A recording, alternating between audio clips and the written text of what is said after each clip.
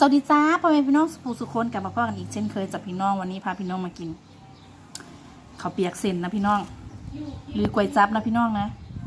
ปรุงเผ็ดแซ่บๆบรรยากาศฝนตกลมมือนี้ต้องสดร้อนๆมาพี่น้องแซ่บๆกันจ้าสุดยอดสดร้อนๆ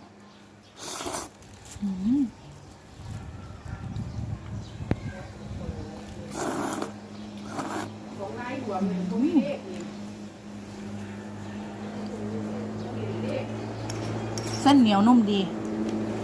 แซ่บ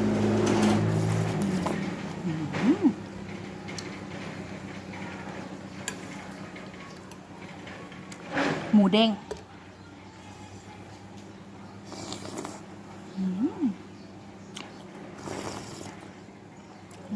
เขาก็บรรยากาศฝนตกปล่อย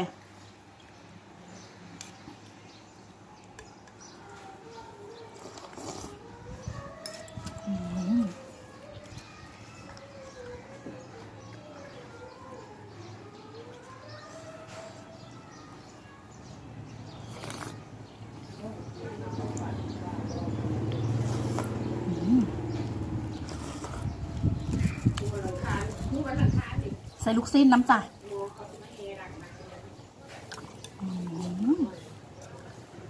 แบบเลิศ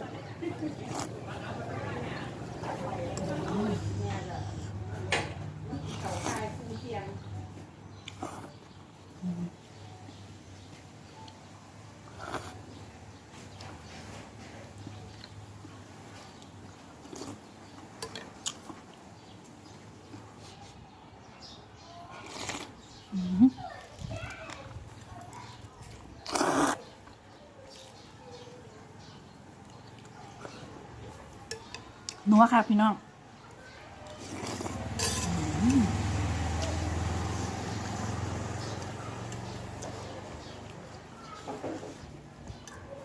ลูกชิ้นเนื้อ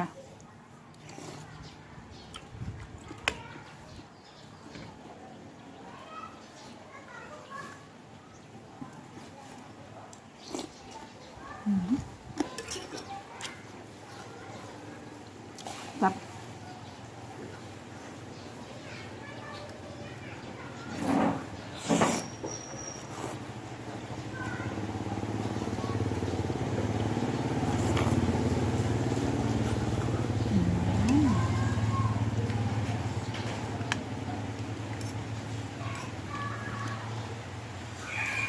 ต้มใส่โครงไก่พี่น้องแซ่บดี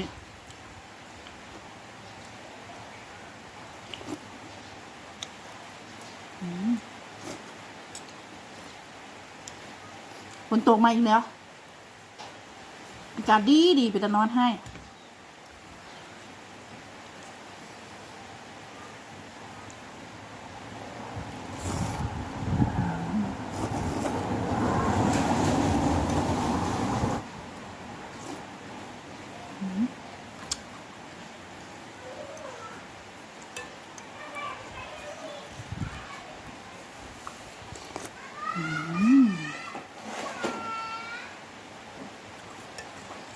แซ่บ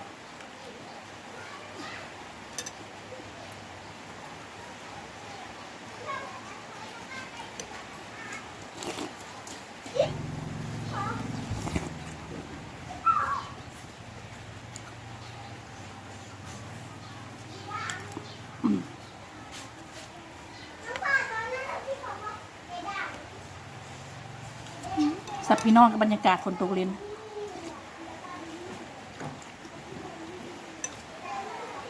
สุดยอด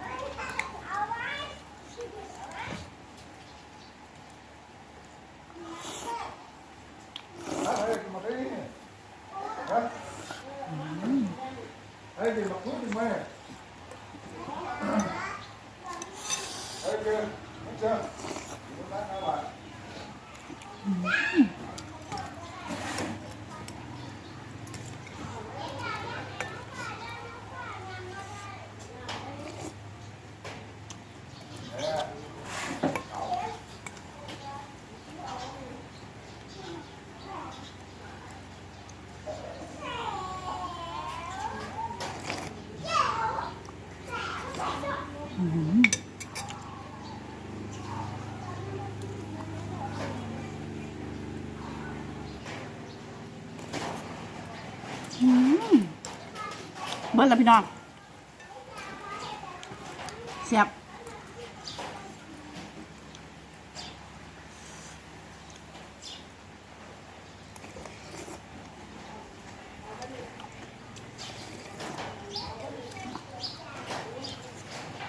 อเคจ้ะพี่น้องอิ่มแล้วจ้ะ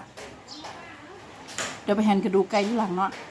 ฝากพี่น้องกดไลค์กดแชร์กดติดตามเป็นกำลังใจเฮ็ดคลิปต่อไปด้วยนะคะพบกันใหม่คลิปหน้าจ้ะพี่น้องไปแล้วจ้า